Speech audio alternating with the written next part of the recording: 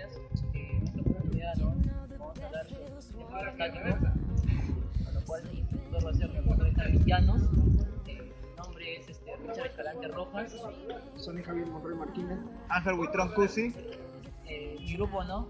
Que firma es Yaco Travesaño. Acá tenemos el plano hidráulico del tractor sobre orugas de 3G, en el cual ubicaremos las tomas de presión. En el tractor pudimos ver que son 8 tomas, y esas 8 tomas la podemos ubicar en esta parte de acá.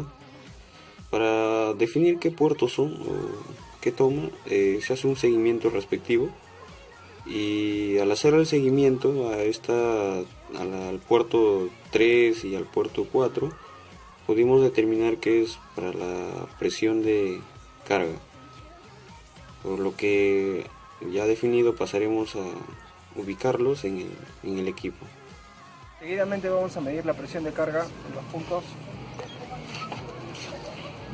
puntos 3 y 4, que es la presión de carga después del filtro. A continuación le doy el pase a mi compañero Escalante para que pueda hacer la medición correspondiente en el tablero.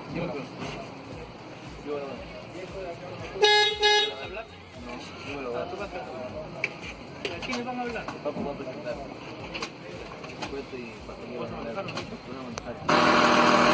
Continuamos y acá vamos a poner lo que es la presión de carga en bajo.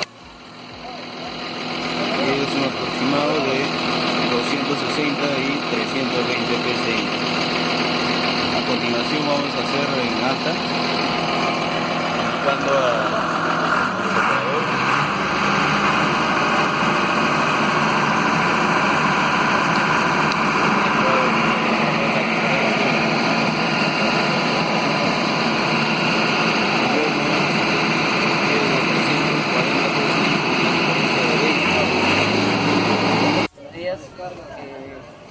Siguiendo con la explicación, vamos a hablar sobre las presiones que hemos tomado, ¿no? De presión de carga. Primeramente vamos a aplicar la presión de carga de la base que nos hemos tenido.